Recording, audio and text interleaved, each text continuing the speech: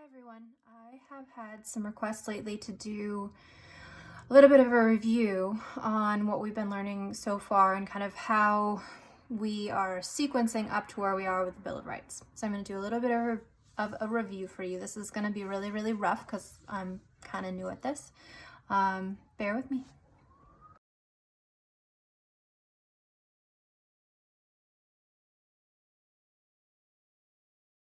Okay.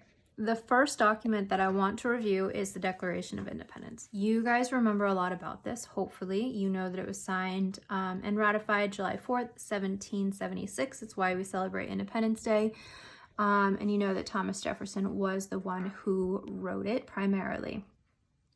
By signing it, each of the founding fathers was committing high treason against King George III. It set into place officially the Revolutionary War. We established war on Great Britain. And had we not won the war, probably each of the signers would have been taken out.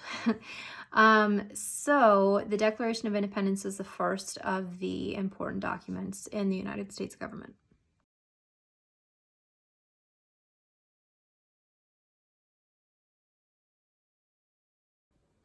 The second document I want to review is the Articles of Confederation. The Articles of Confederation is hard to say, but it was the first formal government put into place by the founding fathers. What it did was it established a really, really weak central government because they were still really afraid of having a government that was too powerful or could become too powerful and oppress the people, just like King George had done. So what they did was they put a lot of power to the states, and the states couldn't really work together. There was no way to levy taxes at a federal level, and there was no way to raise an army at a federal level. So it was like kind of each man for themselves, states version. And it failed after 10 years. That's the biggest thing I want you to know. 1, weak central government. 2, power to the states. 3, failed after 10 years. Remember those things.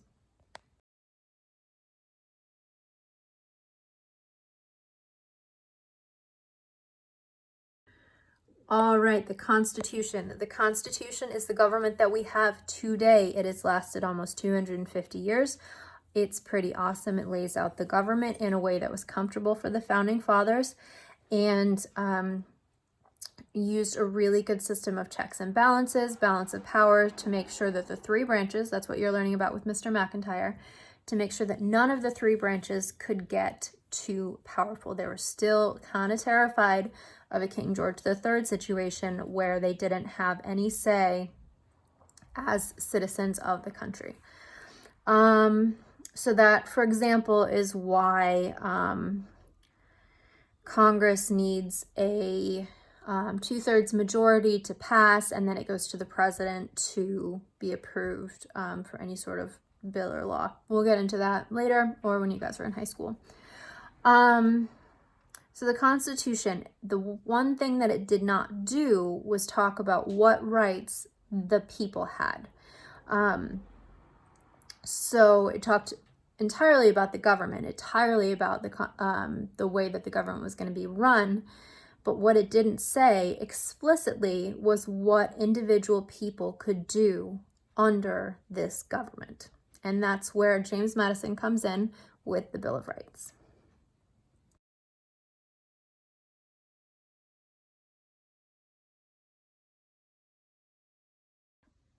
Okay, lastly, I want to talk about the Bill of Rights. The Bill of Rights is what we're going to be focusing on for the next couple of weeks for both Mr. McIntyre and myself. The Bill of Rights is comprised of the first 10 amendments to the Constitution. There are 27 amendments to date. The most recent one was established in the early 1990s. But the first 10 were all ratified together in 1791. These gave specific, really basic rights to every single U.S. citizen. So for example, the right to practice whatever religion you would like.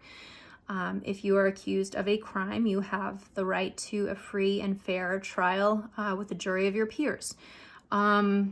If you're suspected for doing something or stealing or some sort of crime, the police have to have a search warrant to enter your house.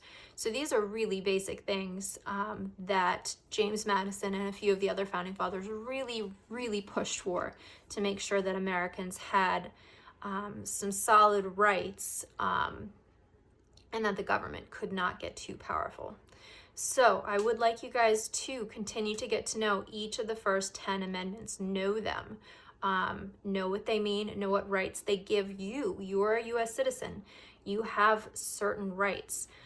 And we're also going to get to know some Supreme Court cases that have to do with high schoolers exercising their First Amendment rights. So there's some cool stuff coming up. Please get to know these first 10 amendments. Let me know if you have any questions.